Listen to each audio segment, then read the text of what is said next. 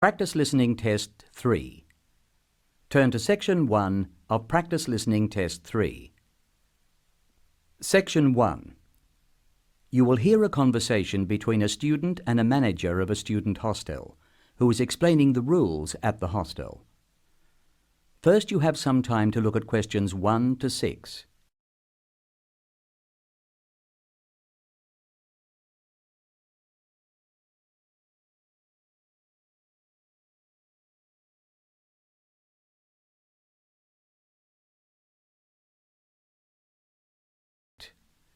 Now we shall begin. You should answer the questions as you listen, because you will not hear the recording a second time. Now listen carefully and answer questions 1 to 6. Excuse me, I want to ask you about the charges for meals. Are they the same as they were last year? No, I'm afraid they're not. We've managed to keep most of them the same, but we've had to increase the charges for breakfast. How much is it now? It's $2.50. It used to be $2. Oh, I see. What about lunch? It's unchanged, still $3. Does dinner still cost $3? Yes, it does, but we've managed to keep the prices down this year. But the best deal is the 3-meal plan for $48 per week. We give you vouchers to present when you come into the cafeteria, and you get 21 meals for your $48. That works out to a little more than $2 a meal. The 2-meal plan has gone up from last year's rate to $36 per week. We give you vouchers for that too. My sister was in this hostel before me. I'm sure the hours for breakfast used to be longer. Yes, they were. They used to be 7 o'clock till 9:30, but to keep our expenses down, we made them 7 o'clock to 9 a.m. Lunch is the way it was, though. Hold on. Dinner, 6 to 7:30. Isn't that a change? Yes, it is. And in fact, the form is wrong. It used to be 5:30 to 7:30, but now it's 6 till 8 p.m. 6 to 8 p.m. Well, that's good. So, which meal plan would you like? I'd like to think about it, please. I need to check my lecture schedule. I'll let you know by Friday. Now look at questions 7 to 10.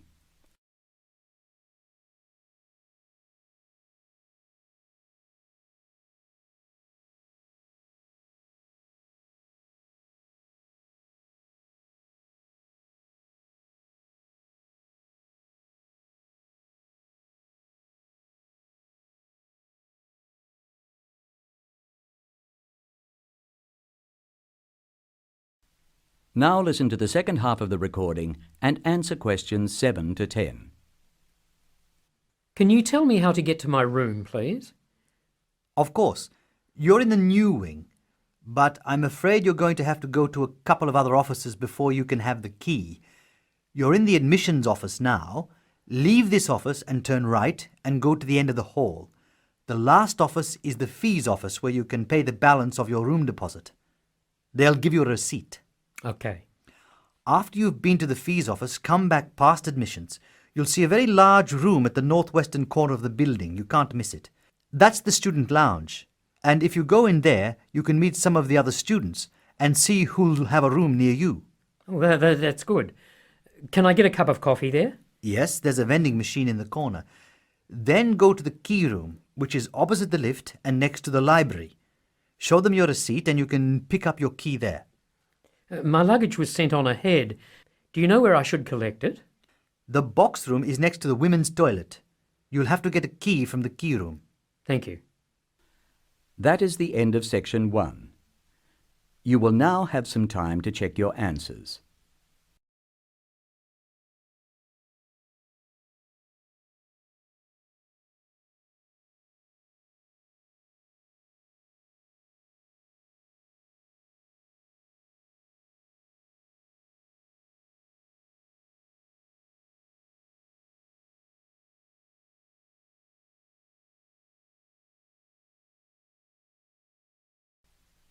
Now turn to Section 2. Section 2. You are going to hear a teacher helping high school students visiting from an overseas school to fill in a school excursion permission note. First, look at questions 11 to 17.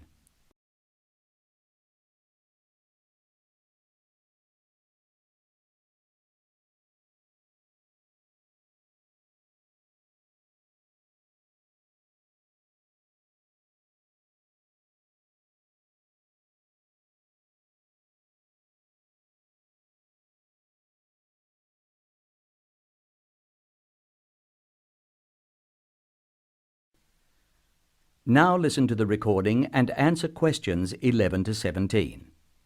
Good morning, students. My name is Mrs. Brown, and I'm in charge of the school excursion next week. Please take out your school excursion permission notes so you can fill it in.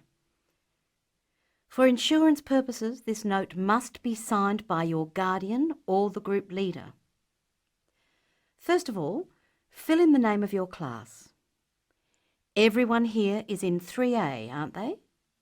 So, write 3A where it says class. We're going to the Blue Mountains, which is great. So, this is the school excursion to the Blue Mountains. The day we leave is Monday. That's Monday, June the 10th. We're travelling by bus all the way, so we don't have to worry about changing trains or anything like that.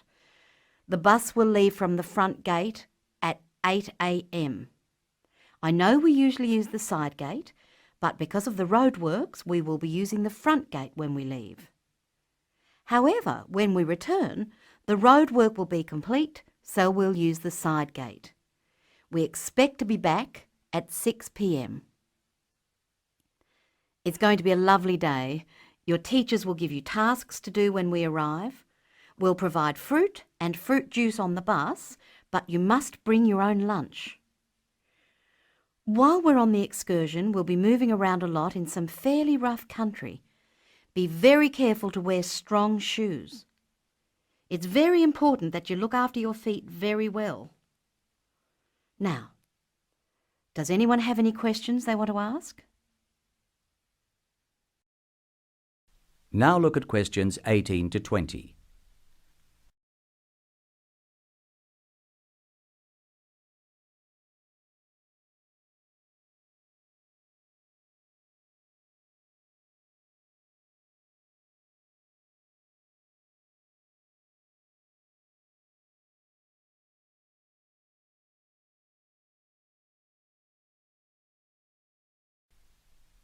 As the talk continues, answer questions 18 to 20. No questions? Okay. I'd just like to fill in a few more details. The bus should arrive in the Blue Mountains at 11 a.m. We'll have time to do the first of our tasks before lunch. The bus is not a new one, but it does carry one piece of special equipment, a first aid kit. I certainly hope we won't have to use it, but it's nice to know it's there in case we have a medical emergency. The other class on this excursion is 3B, so I know it'll be a good day. The last time 3A and 3B went out together was a thoroughly successful excursion. That is the end of section 2. You will now have some time to check your answers.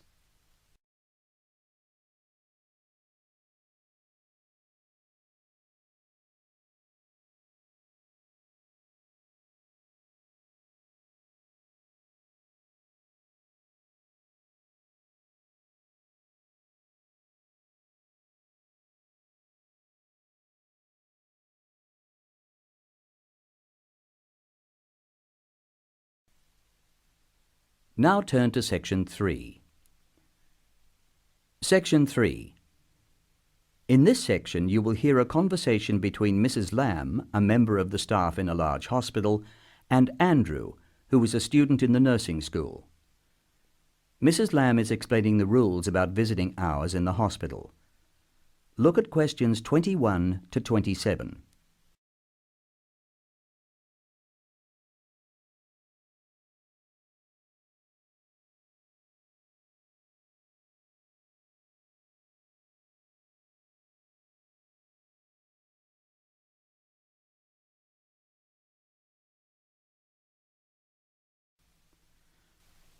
Listen to the first part of the conversation and answer questions 21 to 27.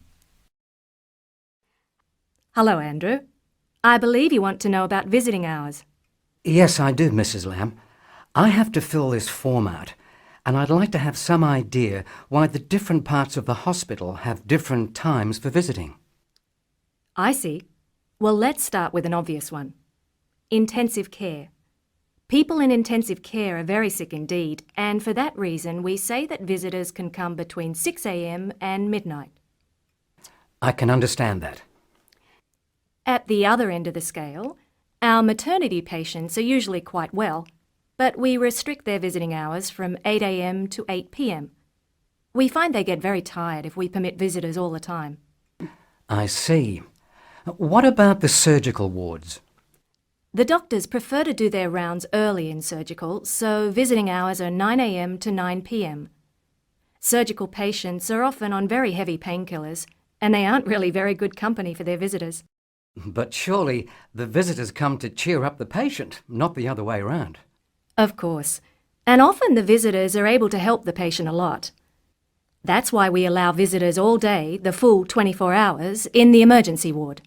They help comfort the patient while they're waiting to be diagnosed. It's not just everyone who can visit a sick patient. People in intensive care can only be visited by their immediate family. What's more, we only allow 2 people in at any time. We let children of the immediate family in to visit people in intensive care, but we don't like to do it. It's very hard on the children and it may distress the patient. However, if the patient asks for the child and the family agrees, that's okay. What about children in maternity? Of course we let them in. They're very pleased to see their mothers. The rule in maternity is everyone may visit, up to 6 people at a time. The maternity ward is quite sociable after all. Now look at questions 28 to 30.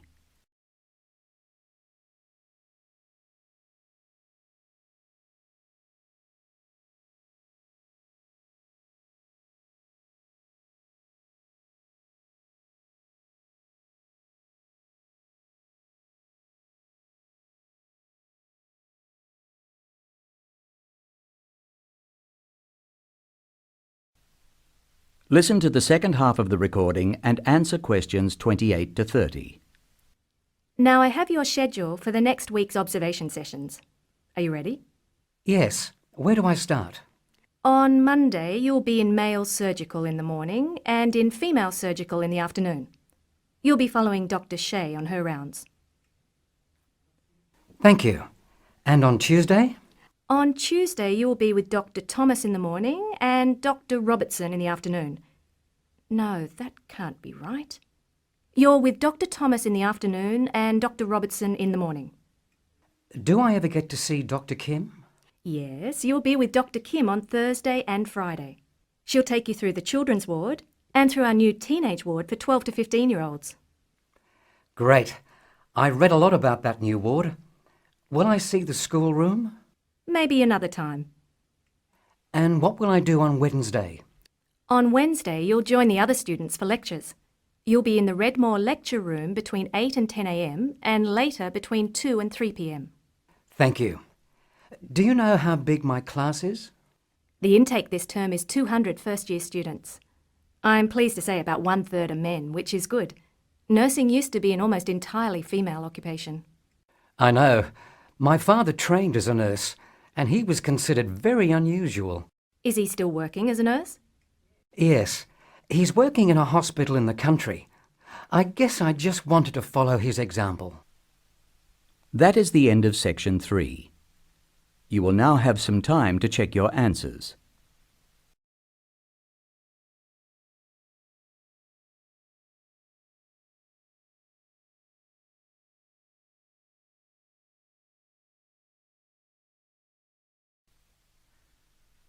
Now turn to section 4. Section 4. You will hear an extract from an introductory talk given to a group of students who have just entered a university residential college. The speaker is the principal of the college. First, you have some time to look at questions 31 to 40.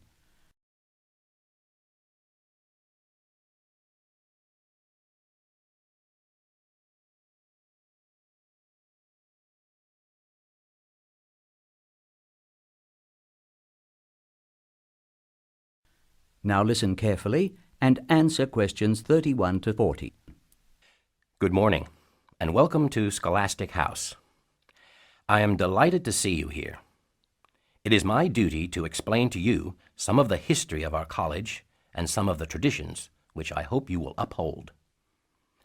The idea for Scholastic House was expounded by Samuel Wells in 1898.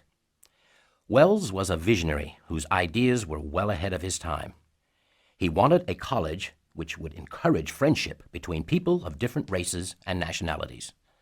Wells died in 1900 before he could see the college in action.